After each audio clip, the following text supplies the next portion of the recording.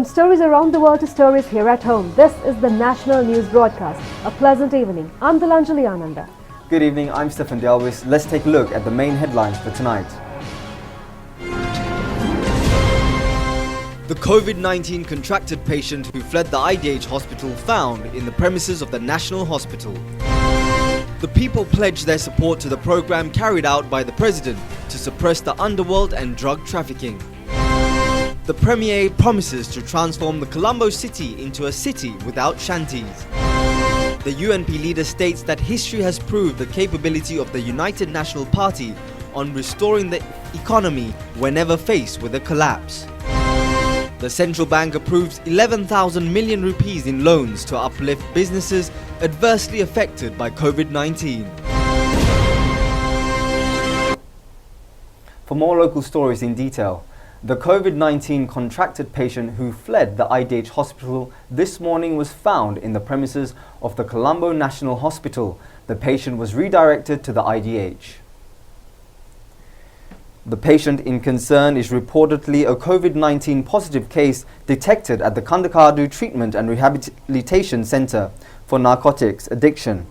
He had been transferred to the National Institute on Infectious Disease at Angada on the 15th of July. The police state that this patient has fled at around 2 a.m. Early this morning, Senior DIG Deshabandhu Tenakone states that as soon as this incident was reported, a search operation was launched. Investigations revealed that this patient had crept out of one of the windows of the IDH hospital without attracting the attention of the hospital staff and had fled after jumping over the parapet wall. Thereafter, it was revealed that he had arrived in Petta on foot and had taken a three-wheeler to the Colombo National Hospital. Upon arriving at the Colombo National Hospital, two hospital staff members had identified the patient at the entrance and had alerted the relevant authorities.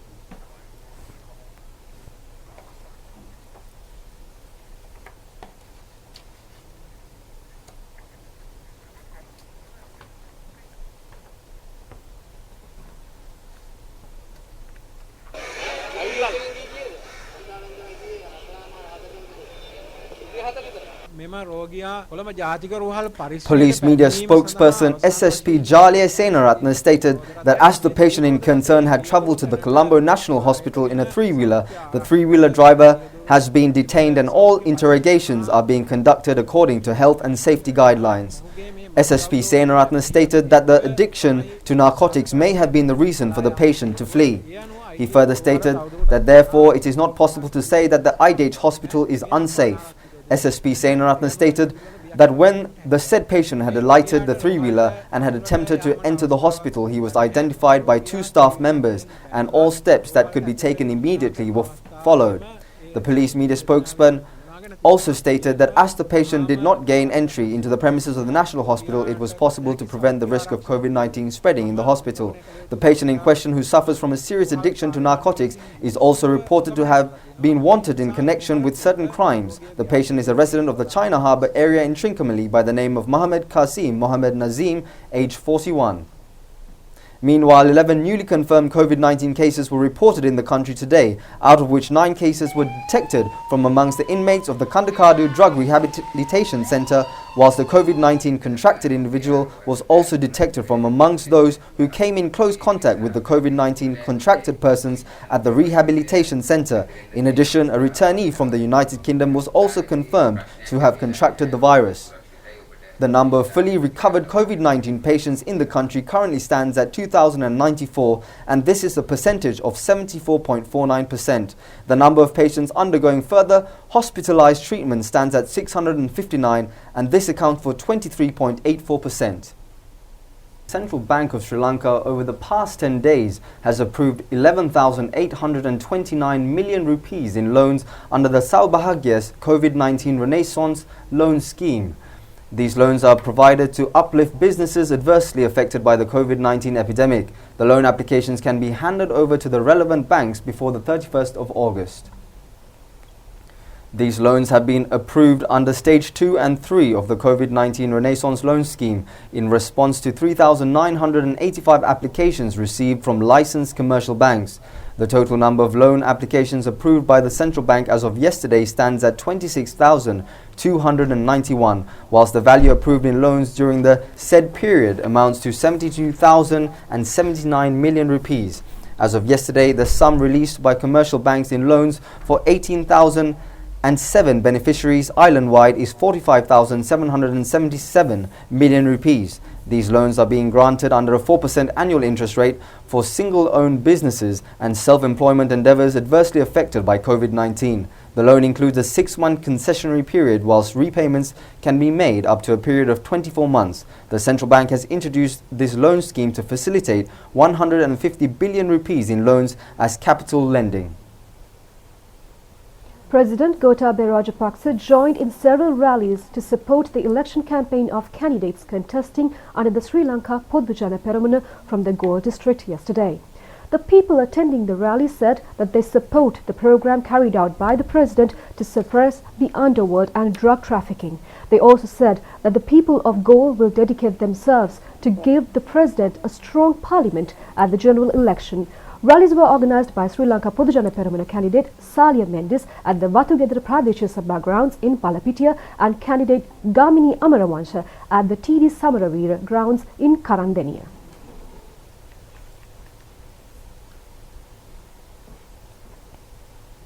At the rally held at the TD Samaravira grounds, a participant who claimed to be a former employee of Sri Lanka Telecom complained to the president that he had served the organisation for 13 years, but under the 5-year Yahapalana government, they lost their jobs. The president responded, stating that he will look into the matter. The president also stated that the airport can be reopened, but then he will be told that a second wave and a third wave of COVID has entered the country. In addition, he also stated that he has done everything within his capacity on behalf of war heroes. The participants of the rally advised the president against participating in election rallies. They stated that he should safeguard himself. The president also attended a rally organised by Sri Lanka Podujana Peramuna candidate Shan Vijayalal at the Piyasena grounds in Abalangoda.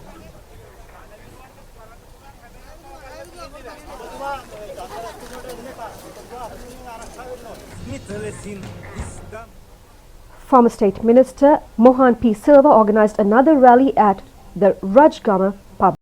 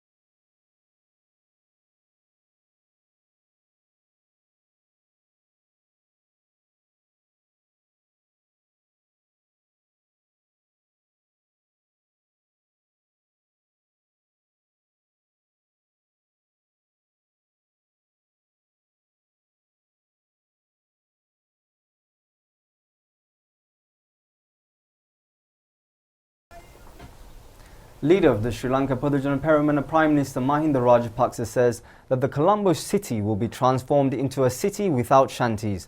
The Premier expressed this comment at a rally held at the Sri Lanka Foundation Institute today.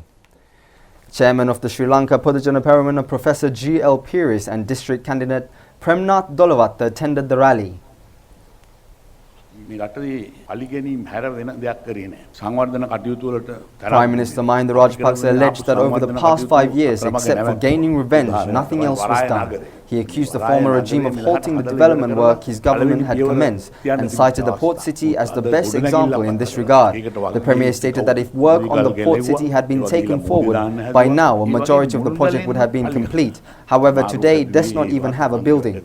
The Premier also stated that when incumbent President Gotabaya Rajapaksa was Defence Secretary, he commenced a program to resolve the housing issue in Colombo. The Premier alleged that when he was defeated, that program also came to a stop. He added now that program will commence to transform Colombo into a city without shanties.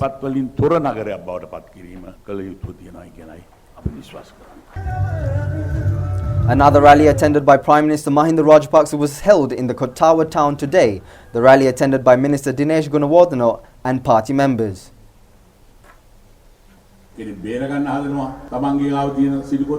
අනිත් එක්කෙනා ඒක අල්ල ගන්නවා. මේකට මොකටද මේ එක්සත් ජාතික පක්ෂයේ මේ රටේ ඉන්න තරුණයෝ එක්ක කවුවේ? ඕන් එක්ක කවුවේ යුද්ධේ රටක් හදන්න අපිත් එක්ක. ඒ නිසා අපි ඕන්ට කියනවා රටක් දියුණු කරන්න අපිත් එක්ක කවුවේ. 2005 අපිට තිබුණ අභියෝගය තමයි ත්‍රස්තවාදය විනාශ කරා. ඒක ඉවරුණයින් පස්සේ අපිට තිබුණා සුනාමියෙන් විනාශ වෙච්ච රට නැවත ගොඩනගන්න. අපි ඒකත් කරා. දැන් ඇවිල්ලා තියෙනවා අපිට කොවිඩ් වසංගතය. දැන් මේකෙන් විනාශ වෙච්ච රට බේර ගැනීමට අපිටයි සිද්ධ මේක වෙන තත්ත්වයක් තිබුණා නම් ආයතනවලට ඇදිලා අපිටත් ඇදිලා මේක මහා විනාශයක් වඩට මෙන්න මෙවැනි තත්ත්වයක් රටක නිර්මාණය වෙන්න ඉඩ තියන්න පුළුවන් කමක් නැහැ. ගෝඨාභය රාජපක්ෂ ජනාධිපතිවරයා ඉදිරිපත් කරපු වැඩපිළිවෙල සක්‍රීයව ක්‍රියාත්මක කරන්න ඕන නම් එතුමා නියෝජනය කර පක්ෂයත් එක්ක තමයි ඕට්ටුවත් එක්ක තමයි ආණ්ඩුවක් තියෙන්න ඕනේ. Prime Minister Mahinda Rajapaksa also joined in a rally organised at the Vivekananda Auditorium in Trincomalee yesterday. The rally was also attended by former Minister Susantha Punchinilame and Sri Lanka Podujana Peramana candidates contesting from the Trincomalee district, including Arivati Galapati and Kapilanuwan Atukorala. ජනාධිපතිවරයෙකුත් අගමැතිවරයෙක් දෙපැත්තේ ඉන්නකොට ඒ දෙන්නා විරසික වෙච්ච වෙලාවට රටේ සංවර්ධනය සම්පූර්ණ මෑන හිටියා. විතරක් නෙවෙයි ඒක ජනතාවට විශාල පාඩුවක් වුණා. ජනාධිපති කියන දේ අගමැති කරේ නැහැ.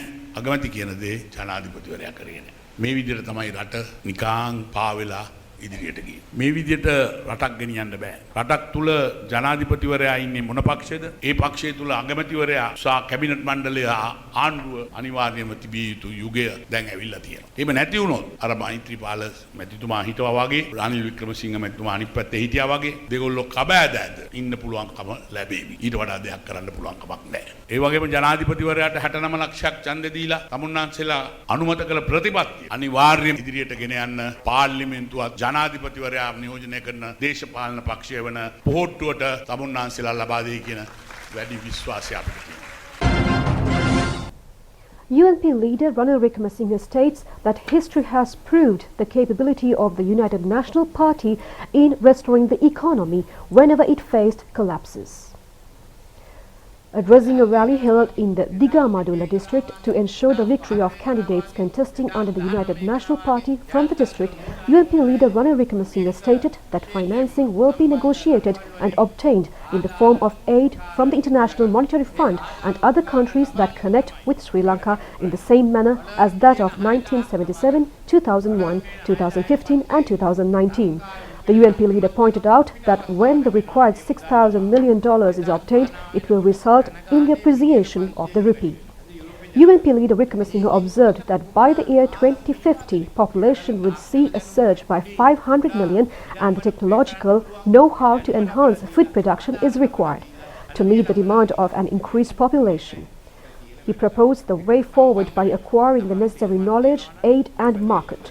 The UNP leader noted that when the household economy is strengthened, the cash flow increases, enabling an increase in trade activities. He noted that trade in turn strengthens the economy. A rally to ensure the victory of candidates contesting under the Samagi Janabalavegya from the Badula district was held at Passara yesterday. The rally was addressed by several contestants, including party leader Sajid Premadasa. Leader of the Samagi Janabalavegya, former parliamentarian Sajid Premadasa stated that once his party forms a government and he becomes the Prime Minister elected by the people, he will return to Badula to address the grievances of the district. He further stated that his party will be forming a people's government for the betterment of the people. Therefore, he called on the Badulla electorate to ensure a spectacular victory for the Samagi Janabalawegaya. The Ministry of Education states that all government schools will recommence classes for grades 11, 12 and 13 on the 27th of this month. The school time will be from 7:30 a.m. to 3:30 p.m. Classes for the other grades will recommence on the 10th of August. The Education Ministry emphasizes that all students should adhere to health guidelines. Meanwhile, the principals and deputy principals of schools deployed on election activities should be present in their respective schools on the 28th, 29th, 30th and 31st of July. The Ministry of Education notifies the respective school principals within this period to facilitate the election process within the schools to consultations with assistant election commissioners in a manner in which academic activities are not obstructed.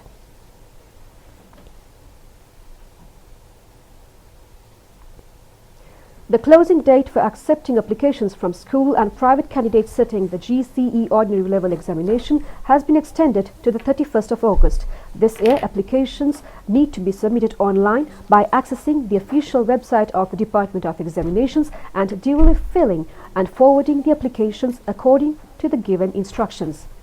The website is www.doenets.lk. Thereafter, the remaining sections in the printed copy needs to be filled and sent by post to the Department of Examinations. School applicants need to direct their applications through the respective school principal or Parivenadipati of respective Pirivene, whilst private applicants should submit their duly filled applications online. Former Presidential Secretary P.B. Abe Kun says that although the heads of the intelligence and defense units requested that the National Security Council convene weekly upon the agreement of former President Maithripala Sirisena and former Premier Ranil Wickremesinghe, the convening of the National Security Council decreased to once a month. Testifying before the Presidential Commission probing the Easter Sunday attacks, he stated that at times a date had to be obtained from the former President for the National Security Council to convene. Commencing his testimony, former Presidential Secretary P.B. Abe Kun stated that he functioned as Secretary to former President Maithripala Sirisena from the 9th of January 2015 to the 30th of June 2017.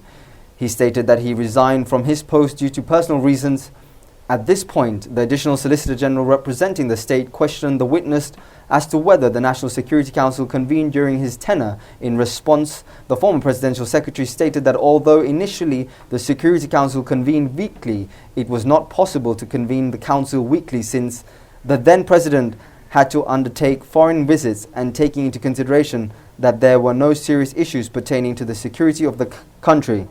The former Presidential Secretary disclosed before the Commission that although the heads of the intelligence and defense units requested that the National Security Council be convened weekly upon the agreement of former President Maithripala Sirisena and former Premier Ranil Wickremesinghe, the convening of the National Security Council did not take place on a weekly basis.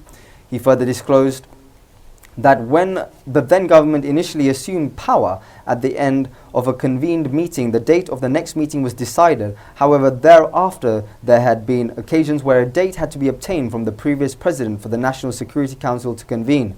At this point, the Commission inquired as to whether the dispute between the former President and Premier was a hindrance to the meetings. In response, the witness stated that since the inception certain issues prevailed between the duo, however, they did not manifest publicly during that time.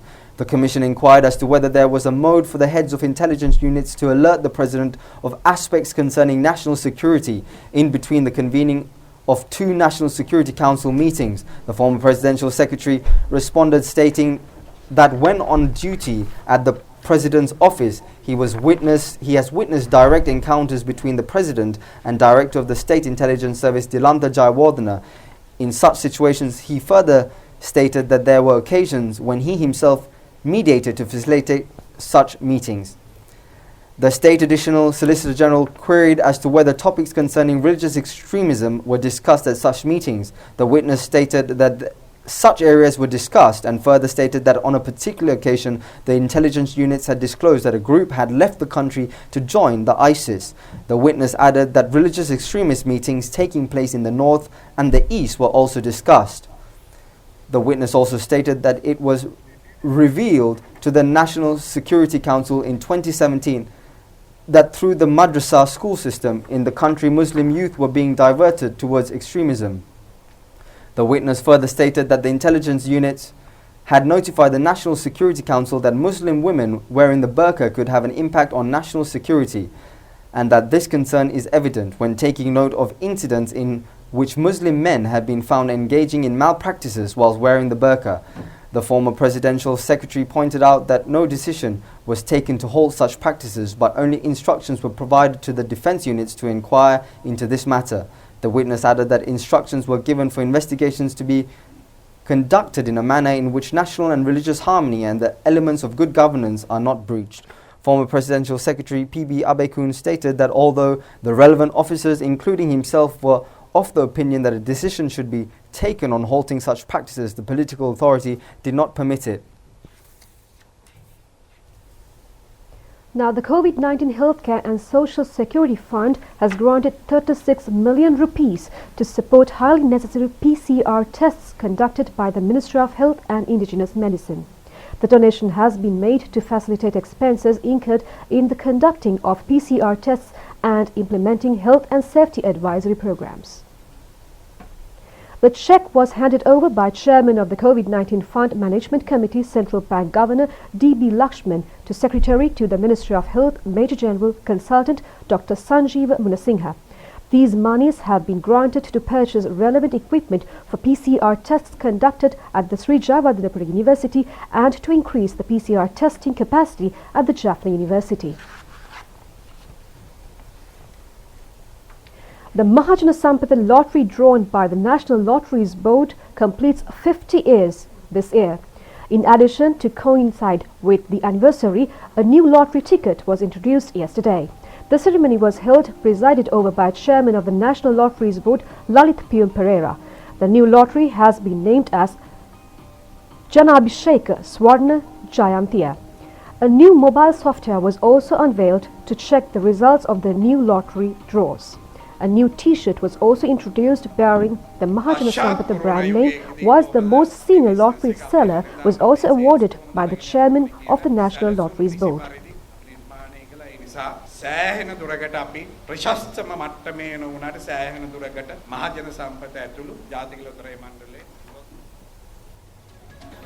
Well, that's it for the news this evening. Have a good night. Good night.